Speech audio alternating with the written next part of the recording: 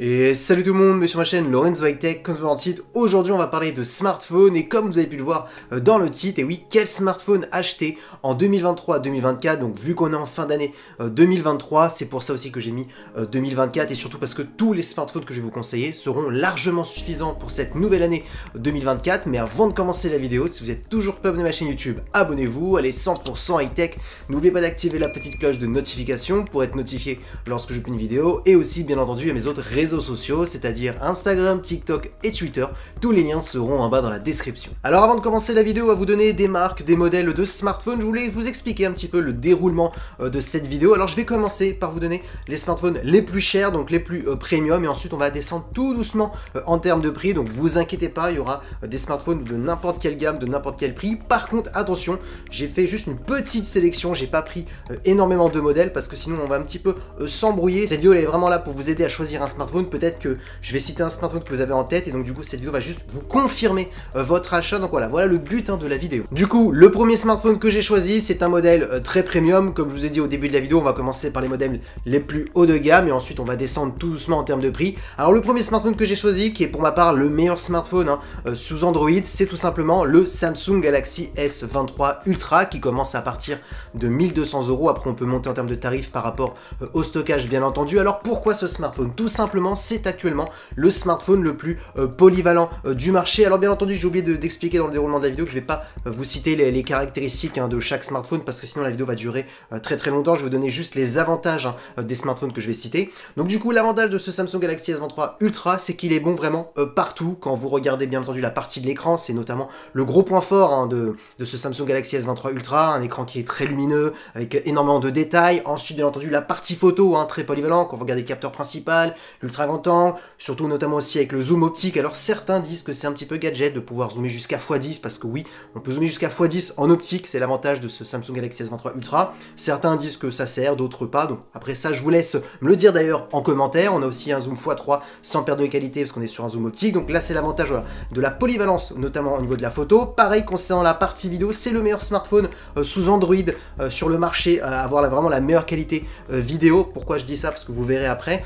Donc voilà, c'est ça l'avantage aussi de ce Samsung Galaxy S23 Ultra, et surtout niveau performance. Et oui, en termes d'optimisation, Samsung c'est vraiment la meilleure marque qui optimise les processeurs de Qualcomm, parce que oui, on va pas se le cacher, sur le marché c'est soit Qualcomm soit MediaTek sous Android, donc du coup tout le monde a les mêmes processeurs souvent. Après oui, il y a des marques qui ont leurs propres processeurs comme Google, mais ça on en parlera juste après. Donc actuellement, sur le marché, vraiment en termes de performance, qualité de photo, écran, il n'y a pas mieux que le Samsung Galaxy S23 Ultra. Alors avant de vous parler du deuxième smartphone premium, juste petite info, au moment que je tourne cette vidéo, le Samsung Galaxy S24 Ultra n'est toujours pas sorti, donc c'est pour ça que j'ai mis le S23 Ultra, mais sachez que si vous pouvez patienter un mois et demi, patientez un mois et demi, vous aurez le S24 Ultra qui sortira, et pour les personnes qui ne veulent pas vraiment le dernier modèle, vous avez le S23 Ultra qui sera un peu moins cher lors de la sortie du S24 Ultra. Donc voilà, petit bonus, patientez si vous voulez économiser un petit peu d'argent. Et d'ailleurs aussi, autre petit bonus, pour les personnes qui ne veulent vraiment pas le plus premium chez Samsung, le S23 est aussi très bien. Alors le deuxième smartphone que j'ai choisi, bien entendu, on quitte le monde Android, donc si vous n'aimez pas Android et vous aimez iOS, vous savez de quoi je vais parler. On va parler bien entendu du tout dernier iPhone 15 Pro ou 15 Pro Max, tout dépend de la taille que vous préférez, parce que oui, on a deux tailles différentes pour la gamme Pro chez Apple. Alors actuellement, c'est tout simplement le meilleur smartphone chez Apple, conçu par Apple, donc on a à peu près les mêmes avantages bien entendu que Samsung. Donc partie de l'écran, rien à dire, écran très lumineux, on a de très bons détails sur les écrans d'Apple. On a même un petit avantage chez Apple par rapport à Samsung, c'est notamment au niveau de la fidélité des couleurs, parce que Samsung a tendance un petit peu à saturer pour flatter l'œil un petit peu au niveau des écrans. Apple, eux, c'est un petit peu différent, ils n'ont pas la même école, eux ils sont plus dans l'école au côté naturel, et voilà, ils veulent vraiment respecter la fidélité des couleurs. Donc après, ça on aime ou on n'aime pas. D'ailleurs dites-moi en commentaire si vous préférez plutôt des couleurs plutôt naturelles ou un petit peu saturées à la Samsung. Ensuite, le deuxième avantage de l'iPhone 15 Pro ou de l'iPhone 15 Pro Max, c'est la partie photo. Alors c'est vrai que ça fait un petit peu bizarre de dire ça, parce que c'est vrai que Apple a toujours été très bon concernant la partie photo et vidéo bien entendu, mais c'est vrai que ces dernières années concernant la partie photo, ils étaient un petit peu en retard, on va pas se le cacher, par rapport à Samsung et même d'autres marques. Et là c'est vrai que cette année, Apple a vraiment retravaillé sa feuille de route, c'est-à-dire ils ont retravaillé les capteurs, les ouvertures, le traitement photo, et ça s'est vu bien entendu tous les labos de test actuellement ont mis Apple vraiment en haut du palier. D'ailleurs, je vous invite à regarder le site DxOMark, qui est pas n'importe qui est le plus grand labo de test au monde de smartphones. Vous avez pas mal de marques qui envoient leur smartphone carrément au labo de test pour demander des conseils concernant la partie photo, parce qu'ils ont vraiment pas mal de logiciels, pas mal de studios pour tester la capacité des smartphones, et ça c'est intéressant. Et cette année, pour la première fois, parce que ça faisait pas mal d'années que Samsung était toujours au-dessus, pour la première fois, Apple a rattrapé le retard et même est passé devant le dernier Samsung Galaxy S23 Ultra. Alors ça s'est joué de peu, pour vous dire, c'est pour ça que c'est vraiment les deux meilleurs smartphones actuellement en termes de polyvalence, qualité photo, le S23 Ultra et l'iPhone 15 Pro ou 15 Pro Max. Donc voilà, c'est vraiment pas pour faire un combat entre Samsung et Apple, je suis pas là pour, c'est vraiment pour, je vous conseille les meilleurs smartphones premium. Ça fait peut-être un peu cliché, mais c'est la vérité. Actuellement, Samsung et Apple dans les smartphones ultra premium, c'est les meilleurs. Ensuite, bien entendu, concernant la partie vidéo, là aussi un petit avantage pour les iPhone 15 Pro ou 15 Pro Max. Apple, par contre, ça fait des années et des années qu'Apple a toujours été les meilleurs vidéophones du marché au monde, en termes de détails, de qualité, de stabilisation. Et là, c'est encore le cas cette année. Vous pouvez regarder pas mal de labos de test. On est vraiment sur les meilleurs vidéophones. Donc, si vous recherchez aussi la meilleure qualité vidéo, là, il faudra plutôt se retourner du côté d'Apple, parce que oui, si vous avez un gros budget et que vous hésitez entre Samsung, Apple, et là, par exemple, c'est la qualité vidéo qui vous intéresse le plus, là, je vous dis tout de suite, foncez sur ces iPhone 15 Pro ou 15 Pro Max. Et bien entendu, pour terminer sur cet iPhone 15 Pro ou iPhone 15 Pro Max, la grande qualité, c'est bien entendu leur processeur, la puce A17, qui est le tout dernier processeur conçu par Apple. Là, l'avantage de ce processeur, c'est vraiment les performances. On n'a jamais été déçu des processeurs d'Apple, surtout qu'en plus, ils ont leur propre OS. Donc, quand vous avez votre propre OS plus processeur, vous avez une superbe optimisation, et c'est pour ça qu'on a une superbe fluidité sur les iPhones. Donc voilà, l'avantage aussi de cet iPhone 15 Pro et 15 Pro Max, c'est vraiment aussi les performances. Donc oui, on a un iPhone qui est très polyvalent pour faire du gaming, utiliser des applications gourmandes, tout comme le S23 Ultra. Donc voilà pourquoi j'ai mis ces deux smartphones dans les smartphones ultra premium, et ceux vraiment qu'on peut acheter les yeux fermés. Ensuite, petit bonus, comme j'ai fait pour le Samsung Galaxy S23, si vous n'avez pas le budget pour acheter l'iPhone 15 Pro ou 15 Pro Max, vous avez l'iPhone 15 classique, qui est un super smartphone et une très bonne alternative. Maintenant, parlons du troisième smartphone que j'ai choisi. On est toujours dans l'ultra premium. Le troisième smartphone, c'est tout simplement, si vous n'aimez vraiment pas Apple, vous n'aimez vraiment pas Samsung, vous voulez une autre marque différente, et vous avez tout simplement la marque Google. Et oui, Google, maintenant, ça fait quelques années qu'il propose de très bons smartphones, et vous avez notamment le dernier Google Pixel 8 Pro qui est sorti il n'y a pas très longtemps. On est tout simplement à 1100 €, donc oui, 100 € moins cher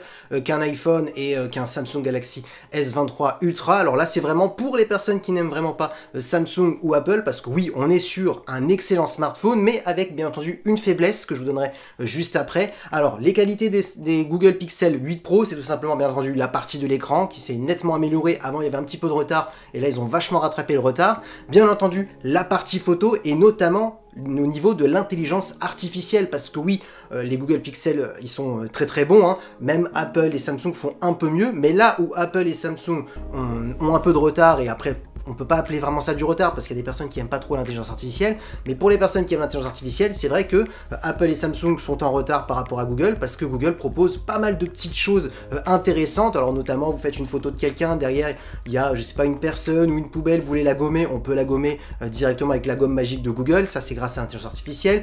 Les nouveautés qui sont sorties sur les Google Pixel 8 Pro, par exemple, vous prenez une photo avec quelqu'un de votre famille et peut-être elle ne souriait pas trop, on peut carrément modifier le sourire et faire croire que la personne sourit. Donc c'est quand même plutôt impressionnant, on va vraiment très très loin. Donc l'avantage de ce Google Pixel 8 Pro, c'est vraiment toute l'intelligence artificielle qui est incorporée dans son smartphone, et c'est ce qui permet un petit peu de se différencier des autres marques. Donc si vous aimez l'intelligence artificielle au niveau de la photo, il faut vraiment choisir ce Google Pixel 8 Pro. Maintenant, petit point négatif, ou peut-être un point, je dis petit, je devrais dire un peu plus gros quand même, c'est tout simplement les performances. Et oui, alors Google comme Apple, ils conçoivent leur propre processeur, on est sur la puce Tensor G3, mais la différence entre Apple et Google, c'est les performances, et c'est vrai que aujourd'hui, la puce Tensor G3 de Google, c'est la puce la moins performante du marché quand vous comparez à Qualcomm, quand vous comparez à MediaTek ou même à Apple. On est sur une puce qui est vraiment juste dédiée pour la partie photo, pour une utilisation plutôt classique, c'est-à-dire oui, faire des jeux vidéo mais sans demander les plus gros FPS. On n'est pas là, on n'est pas à la course des performances, et même Google l'a dit, le directeur de Google, ils ont dit quand ils ont conçu cette puce, ils étaient vraiment focus focus sur la partie photo, l'intelligence artificielle et vraiment pas à la course des performances. Donc voilà pourquoi je dis que si vraiment vous n'aimez pas Samsung, Apple et que vous voulez aussi de l'intelligence artificielle, c'est vraiment ce smartphone qu'il faut choisir parce que oui, à 1100 €, on est quand même sur un smartphone ultra premium, on est loin des performances d'un iPhone 15 Pro ou d'un Samsung Galaxy S23 Ultra. Et bien entendu, petit bonus, comme j'ai fait pour l'iPhone et le Samsung, et bah si vous ne voulez pas mettre 1100 € dans un Google Pixel 8 Pro, je vous conseille nettement le Google Pixel 7 Pro où on peut le trouver bien moins cher que le 8 Pro sur des sites revendeurs. Un petit peu moins je conseille le Google Pixel parce que je trouve que entre le Google Pixel 7 et 7 Pro, il y a quand même un capteur en plus et en termes de qualité photo et tout ça, on a plus travaillé la version Pro, mais après voilà, ce n'est que mon point de vue, mais en tout cas, viser les anciens Google Pixel, ça peut être aussi intéressant en termes de budget si vous voulez pas mettre 1100 € sur les derniers Google Pixel 8 Pro.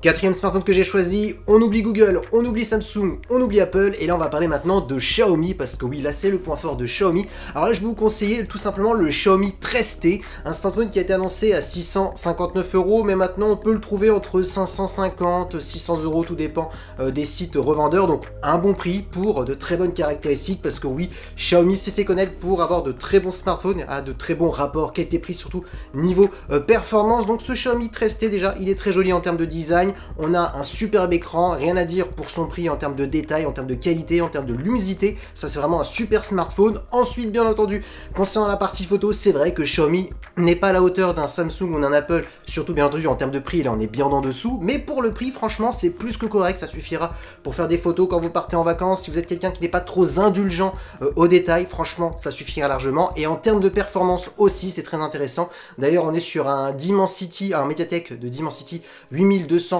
Ultra, qui est un processeur haut de gamme, donc très performant pour faire des jeux vidéo, des applications gourmandes. Donc oui, on est sur un smartphone polyvalent, donc franchement, c'est un premier Xiaomi que je vous conseille. Cinquième smartphone que j'ai choisi, c'est tout simplement le Xiaomi Poco F5 Pro. Et oui, encore un Xiaomi, parce que Xiaomi sont vraiment intéressants en termes de rapport qualité-prix. Alors pour les gens qui ne connaissent pas la gamme Poco, c'est une gamme pour les gamers, donc là on est vraiment concentré sur les performances et la partie de l'écran, beaucoup moins sur la partie photo. Donc si vous voulez juste des performances et un bon écran, c'est la gamme Poco qu'il faut choisir. Là vous pouvez le trouver dans les alentours entre 480 et 550 €, donc tout dépend des sites revendeurs. Il était annoncé je crois à partir de 600 €, donc voilà, c'est un prix voilà, très correct. Maintenant ce qu'il faut se concentrer, c'est au niveau de l'écran. On a un super écran sur ce Poco F5 Pro par rapport à son prix en termes de détails, en termes de luminosité. Ensuite la partie photo, comme je vous ai dit, c'est pas le point fort, on pourra faire des petites photos par-ci par-là, mais il faudra vraiment pas être très indulgent, donc ils ont pas vraiment mis le paquet sur la partie photo sur ce Poco F5 Pro. Alors ça reste correct,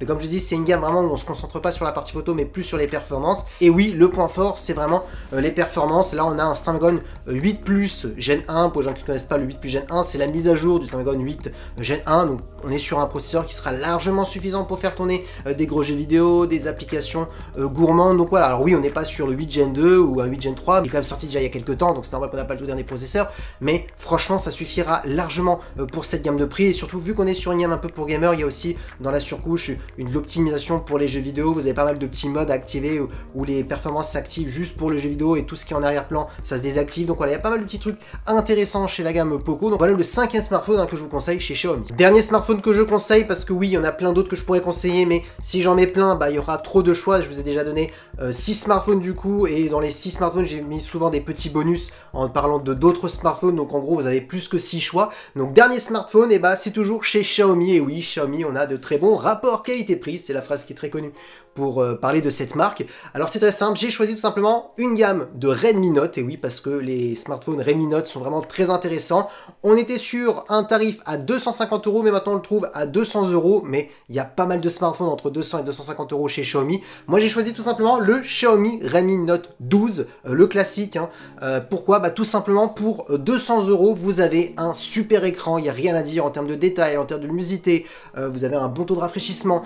Ensuite, bien entendu, concernant la partie photo, alors oui, on ne sera pas sur une qualité d'un smartphone à 1000 €, mais franchement, pour 200 €, on est bien sur une qualité d'un smartphone à 400 €, je peux vous le dire. Donc c'est ça qui est intéressant, franchement, pour 200 €, aujourd'hui, on peut avoir un smartphone qui est quand même potable, chose qu'on ne pouvait pas avoir il y a quelques années, avant même que Xiaomi arrive sur le marché européen. Donc ça, c'est vraiment intéressant. Et aussi, en termes de performance, ça suffira largement. Alors oui, ça ne sera pas une foudre de guerre, mais on a quand même un Snapdragon 680 85 qui est un bon processeur entrée de gamme. Vous pourrez faire des jeux vidéo quand même, alors sans mettre les graphismes en ultra. Si vous voulez jouer à du Call of Duty mobile ou du Genshin Impact, là oui, vous pourrez pas mettre les graphismes en élevé, il faudra laisser en bas, mais ça sera quand même jouable, donc c'est ça quand même qui est intéressant. On a aussi de la recharge rapide, donc voilà, on a quand même certaines nouvelles technologies qui sont sur un smartphone à 200 €. C'est vraiment un prix qui est vraiment très attractif, donc voilà, c'est vraiment pour ça que j'ai mis ce Xiaomi Redmi Note 12 dans la liste des smartphones à acheter. Alors bien entendu, je ne vais pas conclure cette vidéo en terminant comme ça, je vais juste vous expliquer certaines petites choses parce que je suis sûr que on va peut-être me mettre en commentaire.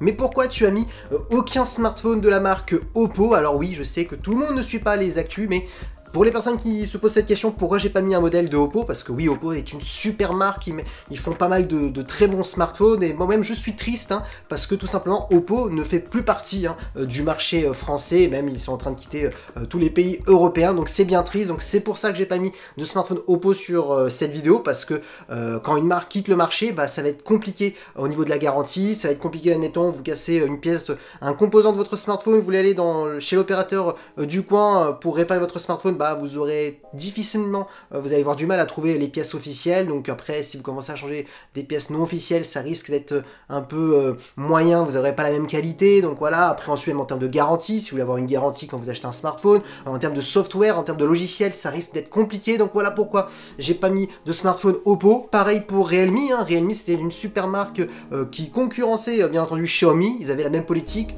des très bons smartphones en termes de bons rapports qualité-prix.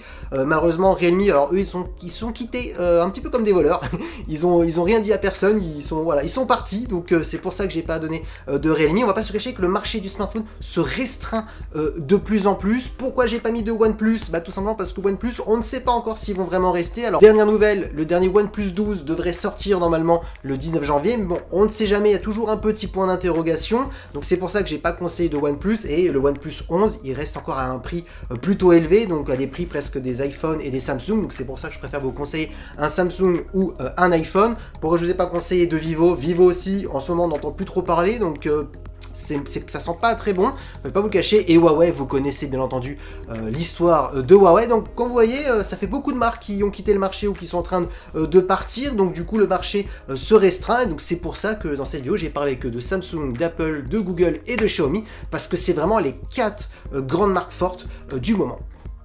Et voilà, quel smartphone acheter en 2023-2024. Cette vidéo est terminée, j'espère que la vidéo vous a plu, dites-le moi en commentaire. Dites-moi aussi en commentaire si vous aimeriez une autre vidéo qui ressemble un petit peu à cette vidéo, c'est-à-dire pourquoi pas quel Xiaomi acheter, quel Samsung acheter, parce que oui, chaque marque a énormément de gamme, énormément de smartphones, donc dites-moi en commentaire si ça vous intéresserait ce style de vidéo. Donc, en tout cas, j'espère que la vidéo vous a plu. Si c'est le cas, n'oubliez pas le petit pouce like, de vous abonner sur cette chaîne YouTube et d'activer bien entendu la petite cloche de notification pour être notifié lorsque je publie une vidéo, et aussi bien entendu à mes autres réseaux sociaux, c'est-à-dire Instagram, TikTok et Twitter. Tous les liens seront en bas dans la vidéo, et maintenant je vous dis à très bientôt.